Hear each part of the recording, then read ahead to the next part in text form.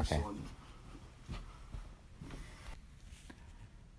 It's time for a Coach's Corner. Love these segments with Colin Rooney, the head coach of the Providence Academy Lions. His team now 3-0, coming off a 31-0 win over Minneapolis Southwest on the road. They also had a 55-6 win at the St. Croix Preparatory Academy against the Academy Force a couple of weeks ago. And they prepare now for another school, Minneapolis Patrick Henry, for Friday night at 7 o'clock. That's going to be seen right here on the CatholicSportsNetwork.org. And Colin, 2 shutouts, 6 points against. How about that D? Yeah, it's, you know what, it really should be 3 shutouts, to be honest. Those 6 we gave up in a game was, we had a couple backups in, and it was a shotgun snap that went over the kid's head. And basically our guys lost contain going for the football, and a nice athletic QB at Academy Force picked it up and just turned the corner and ran 60 yards. I mean, a total fluke, broken play. So nobody has mounted any sustained drives for a score against us.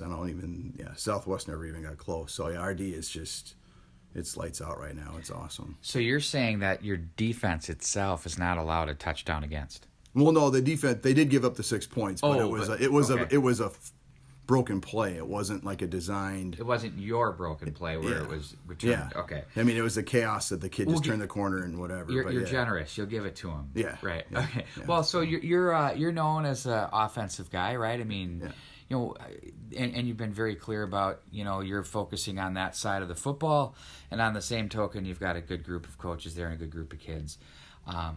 Talk about your feelings, if you could, as far as where they're at now. And, you know, you still have 5 regular season games to go. Is there room for growth and improvement there? Oh, yeah, there's definitely room for growth. And we're pretty fortunate because the second half of our schedule is tougher than the first half.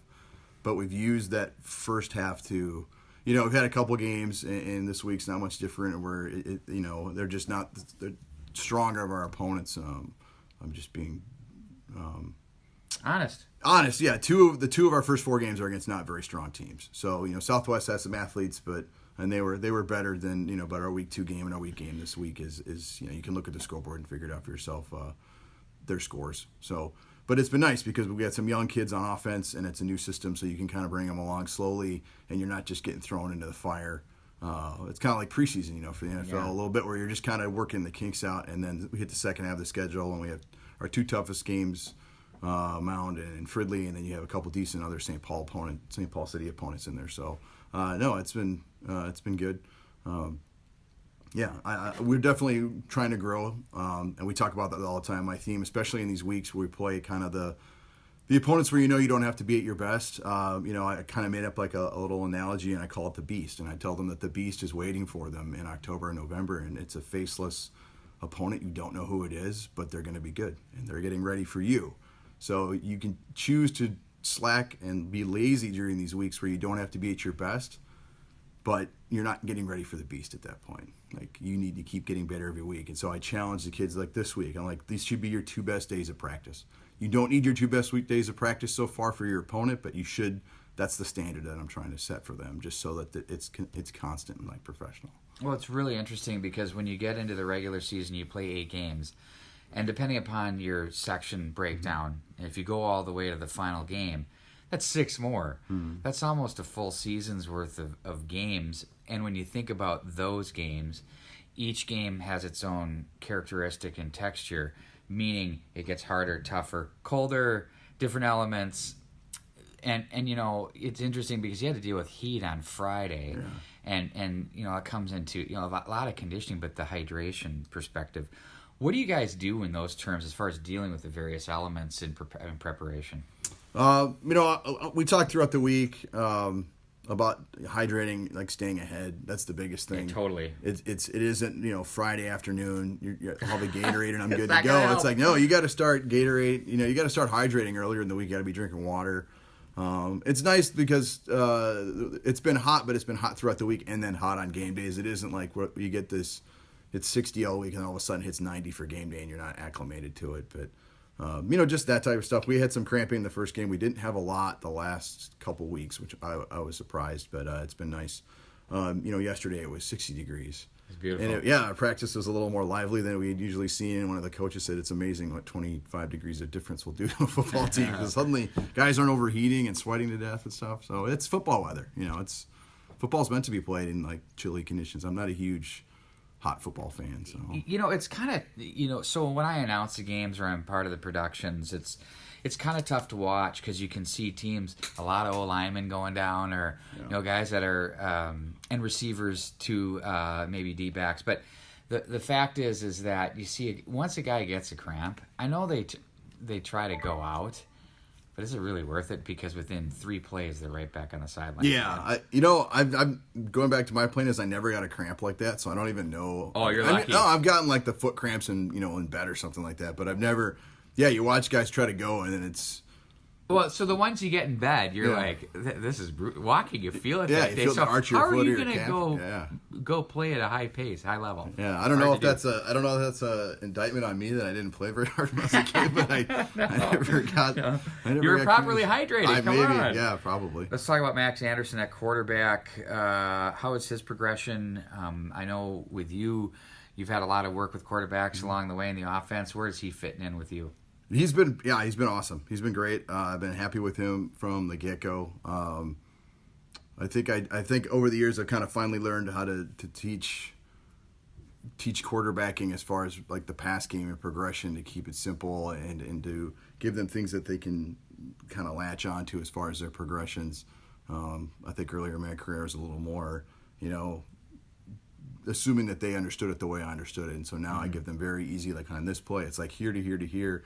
And I'm also really big with the skill players I have. I'm like, just take the open guy, like I've learned as a play caller, it's 3rd and 10. You don't have to throw a 10 or 15-yard route. You can throw a 5-yard route, and if the kid makes a guy miss, which happens in football a lot, you can get yards after the catch. So I'm constantly on them about the open guys right in front of you. Just take it. Your job is to, and Max has embraced it. Your job as a quarterback is to kind of like, he probably doesn't get it because it's an old like engine reference. I'm like, you're like the distributor in an engine though. Like your job's just to get let the engine work. Let the engine do all the stuff. Your job's just to get them the ball, get it out into space, get it to the guys that need it, and let them go to work. Like you don't have to do it all. And I've coached some quarterbacks that went on to play in college that were the best athletes on the field, and so they felt like it was you had to rein them back. They felt like I have to do everything. I got to make plays. I got to scramble around. I got to run around and make dive and make first plays. And we had guys, and Max understands that role. And it's not that he's limited athletically. He's a big, strong kid, but he's embraced that. And the ball just hit the top of your drop and take the open guy, and the ball comes out. So now we're getting into the term of what was so trendy as the game manager. Yeah. It's got a negative connotation, but I think that's really what you are. The ones that allow those around them to be better, I think if you're skilled players too as well, everybody wants to contribute and make plays. And if you trust guys to make plays and let them, they're going to. Yeah, exactly. And he's still going to have to, all quarterbacks are still going to have to make plays because we don't have the Badger offensive line, and he's just going to drop back and have all day. And he, the best play he made in the St. Croix game was we lost protection on that, and he reversed himself and got out of trouble, which should have been a sack, and hit a nice throw on the run to a kid about 12 yards downfield. And that was a nice play, and that's not how it's drawn up. So you still have to make those plays. But he's really good about working within the, game managing when game managing calls for it, and make a play when you need to it. Sometimes QBs are your best athletes, so they want to make the play every single time. How about this for balance? For his targets, there's 10 different guys that have caught a ball from him, or so far this year, of which 3 have caught 3 and 3 have caught 2. So talk about balance. Yeah, that's just kind of how I am. I like to use everybody, and I think if you become too dependent on one guy, a team's just going to game plan to take that player away. But if they think that you can attack any part of the field at any time, that's just kind of the way I think to attack a defense is make them cover all the ground. And I'm pretty conscious too of trying not to repeat myself as far as play calls and get into a rut. Sure. I've run into that in my past where suddenly I'm like, wow, I've kind of boxed myself into I call the same type of stuff. So I like to flip stuff around, and when you have good balance on offense, you should use all the guys, and they all have kind of skill sets. So, I'm sure I'll have years in the future where like, okay, I pretty much gotta force feed it to this guy because this is what I got. It's for sure. But right now we don't have that, so it's a nice thing. It's whoever's open, get him the ball. It talks about your depth and your balance, and as far as the running game, Jeff Ekior is he's carrying the majority of the load, and then Dominic Lacombe has about half of his carries as well. So a somewhat 1-2 punch there, but he's really hit that end zone, Ekior, 7 times already. I mean, he's just lighting it up. Yeah, he's a really good power runner. He reminds me of, I'm not saying he is, he reminds me style-wise of Eddie George, so I know younger people don't. Google him, YouTube big, him. Yeah, big. He was a Heisman Trophy guy at Ohio State, but he was kind of a taller back, and Jeff's like 6 foot 6'1", and he's kind of a big stride. He takes those big strides and kind of builds up his speed, but he's got a lot of power. And then Dominic Lacombe, who plays linebacker for us but comes in, will spell him. He is a track guy, and he runs with really good kind of patience where he'll kind of stutter step a bit, but then he's got that burst. So they're both good size backs, but they run a little bit different. And Jeff runs with a lot of just kind of downhill power. And sometimes we have to rein that in because he'll want to cut and move, and it's like, embrace your thunder. Be who you are. Just know. I mean, sometimes, and this is an interesting. We could talk for hours and stuff, but sometimes with high school athletes, let's say you've had a little bit of a spurt, or you grew over the past 2 years. Your body's changed, and it's not what it was when you're in 7th or 8th grade. And it's hard to come to a recognition that maybe I am more of a power guy and not a finesse type. Yeah, of guy, if I was as big as Jeff was, and I think he can squat like 500-600 pounds, I wouldn't want to be a finesse guy anyways. You know, seriously. I've said that to linemen over the years. You get these kids that are huge, and I'm like, why are you playing finesse? Like, if I was 270 pounds, I would just love mauling people. I was like $170 in high school. I couldn't maul anybody. What a gift to be that. Yeah, big. If you got that size, like that's football, just truck dudes, So finally, we've got a home game coming up a couple of days here, Friday night. Great environment at Providence Academy. It's so fun to watch a game there. It's one of my favorite places to be.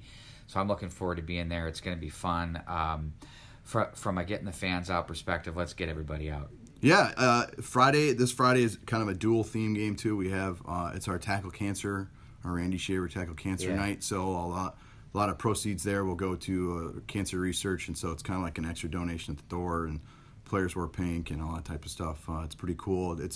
That's really grown. A lot of schools did it. We did it when I was at St. Thomas, and you just see every week there's a different tackle cancer game. The other thing is it's our youth night. So all the Providence youth teams, so we have 2 tackle bar teams, a 5th, 6th, and a 7th and 8th, and then any local like Plymouth and Wayzata youth teams are invited to come to the game, and then basically they will run onto our players will take the field and then make a tunnel, and then those kids as teams get introducing it to run onto the field under the lights on a Friday night with the stands there. It's really a cool deal. It'd be my first time doing that youth thing.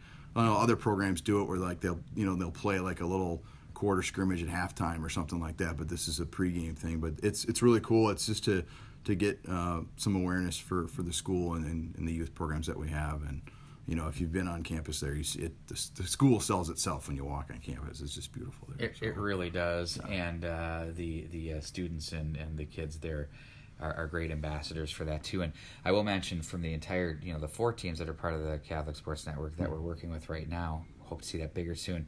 So it's been a big week for a lot of them with recruitment and opening the doors to a lot of kids, and it's been fun to be a mouthpiece for that with what we're doing. So it's well worth your time. It's good football. It'll be a lot of fun out in lovely Plymouth off Schmidt Lake Road. Yep.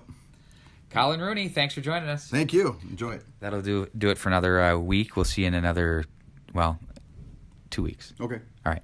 I'm Pete Wagner. So long, everybody.